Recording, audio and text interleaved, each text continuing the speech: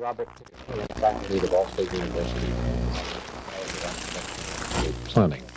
He recently visited 14 countries in Europe and some 70 cities and took over 9,000 slides. Focal point was industrialized building systems, which sounds very formidable, but I'm sure you could explain it quite easily. It's what type of building construction, Bob? Right, well, briefly, Jim, industrialized building systems is an attempt to gain greater ability and control off-site in the production of components of housing units, to give the builders an opportunity to participate in better quality control, to build year-round, and certainly to build more units for less money. I don't like the term, but is it what we think of as prefabrication and prefab Oh, it's probably housing? the next generation of that type of thing. We have proceeded through a degree of industrialization starting about 120 years ago in the production of housing units and this kind of thing. So we have evolved from single stick-by-stick and brick-by-brick assembly of pieces off-site, now to the point where we are transporting full, three-dimensional, fully equipped on the interior as well as the exterior modules to the living site, so that they can be very quickly positioned and made livable for the occupants of those sites. You recently gave an 800-slide presentation on the Monday Night Lecture Series, and also you're going to give it, I understand, before local civic clubs. You've had several requests to repeat this. And obviously, in your presentation, you feel that this is the wave of the future. I think very definitely. I think if you look at any product or series of products that are mass-produced in our country, whether it's the aviation industry, the automobile industry, or any of our major appliance or furniture people, you see that they have evolved from many, many manufacturers making a variety and scope of different individual custom products down to about 3.5 in the automobile industry and 15 to 20 in the major appliance industry and 5 or 6 in aviation and space. And I think as we look at the cost to produce and the on-site labor necessary, that we really don't have any other path to pursue. Let's take a look at some of the slides. Very good. We're up, and you might mention the locale. I know you were particularly impressed with certain areas. Right. This is an example in Paris. This particular example is a combination fiberglass and steel framed units that have been grouped together and are in a floating position adjacent to the Eiffel Tower. This particular use happens to be for both housing and a restaurant use, but it is an individual self-contained module. This is a more recent example. This is just under construction. This is also in Paris, in a new portion of the city called La Défense. This happens to be a slip-formed concrete unit. There are about 30 to 35 of these towers, ranging in height from about 25 to 35 stories. And they are clad on the exterior with a ceramic tile. Each individual living unit is a series of multiple cells, something like a beehive, and you have 3, 4, or 5 portholes from which to view the outside. What is the size on each section? The size on each section, everything there is in metric measurement versus ours, but the average family has about 100 square meters, which would be about 1,000 square feet in our country for a family of 4. Naturally, there's less for as you get to efficiency or one bedroom, but you have more space as the numbers of the family increase. How would that relate to a family of 4 living in this country? A family of 4 in this country, that is probably 75 to 80% as large. They tend to be a little bit smaller in almost every example we saw. When we later on look at some German examples, you'll see things that are even smaller. But of course, that's typical of European housing also. Right. Quite a bit more efficient. This particular project we're looking at now is the largest example we witnessed. This is in Geneva, Switzerland. It's a project built over a 7-year span, completed in '72, that has 27,000 occupants in this one unit. For those members of the Muncie community that are watching, you will soon be aware that that is approximately 1/3 of the total residential population of the city of Muncie, and this is in a single building. It has additional amenities such as religious facilities, cultural facilities, shopping, schools, everything necessary to make a self-sufficient city exist. Could you relate the size of this building to something in the area that... It's very difficult. There's nothing here quite as big. The building stretches over 2 miles in its horizontal dimension, which is 10,000 feet. So if you're driving, say, west of town, as you go from 400 to 500 to 600, that would give you its horizontal dimension. Its vertical dimension is 36 stories, which is approximately 400 feet, and which would be like 3 times as tall as Teachers College on our campus. Almost fill the space between Muncie and Yorktown. Yes, sir. Right, with solid housing.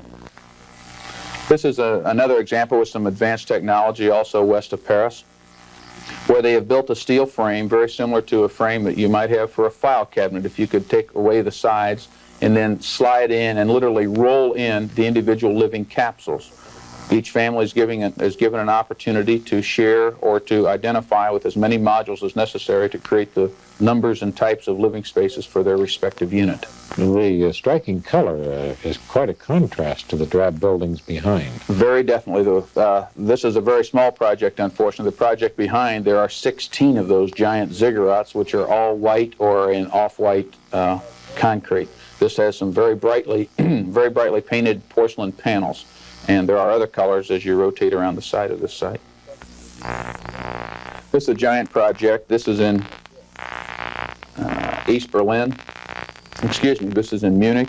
This particular project is one of many new developments that happened as a result of the 1972 Olympic Games coming to that community. This particular unit has individual concrete boxes and panels that were stacked in a terracing situation to allow better balcony opportunities for each of the respective occupants. This is some of the Olympic housing site. This was built, there are 20,000 of these individual units. This was built for the occupants and the participants and people that were coming to witness the 72 Olympic Games. Again, all concrete. Most of the European examples that we have seen were concrete. They build these residence halls with an eye to the future, don't they? They attempt to. Naturally, as a result of the war games in World War II, and the extreme devastation and lack of living facilities, they had to produce a very high number very quickly. The only material available in large quantities was concrete and very unskilled labor force. As a result, some initial efforts were not very good. This particular project we're looking at now is in West Berlin. It's the most unique and advanced project of all those that we witnessed.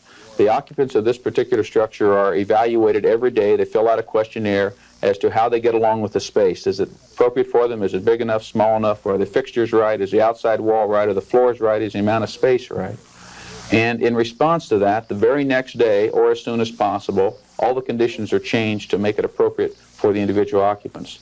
This is a combined effort between the Technical University of Berlin, several materials manufacturers, products manufacturers, and designers in the city. It's amazing. They must be making continual changes. Right, every day. This certainly is probably the greatest large example that we saw. This is Corbusier's living block, very similar to the Marseille block that he did in France. This is in the western edge of West Berlin.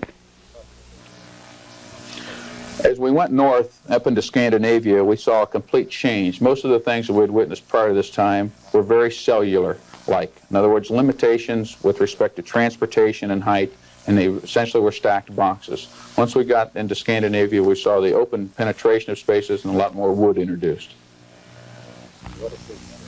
Unfortunately, this slide is a little bit dark, but it is very typical of the conditions of East Berlin.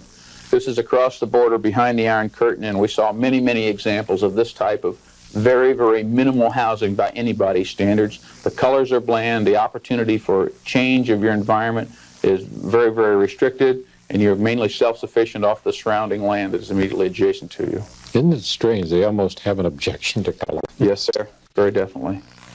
This is probably the most flexible horizontal plan that we saw. This is in a little town of Wolfen, Germany, about 100 kilometers northeast of Dusseldorf.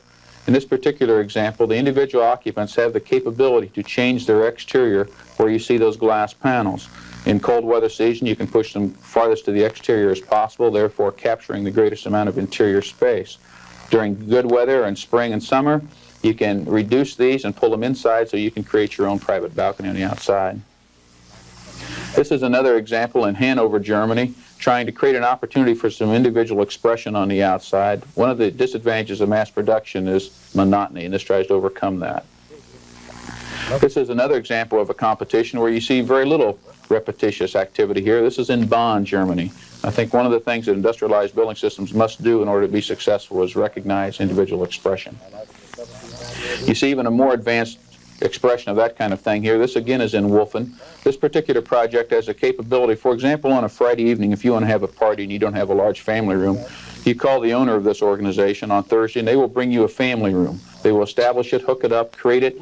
You can go ahead and use it, participate in it. It will have all the services necessary, and they will come and subtract it from your unit on Saturday. Also, slower changes are readily available. That's amazing. This is an example in London. London, as you know, was very severely damaged as a result of the war. and has had to reclaim a lot of land immediately adjacent to the city. This is the Thames Mead project built on the southeastern corner of the city, previously a swamp, and many dislocated people from the downtown are now there. Bob, we're going to return in just a moment Fine. to discuss this in more detail, but I'd like to bring the folks up to date on the Ball State calendar. Daniel Callahan is the pace setter in this type of construction program. But Bob, apparently Europe is the pace setter in this type of construction program.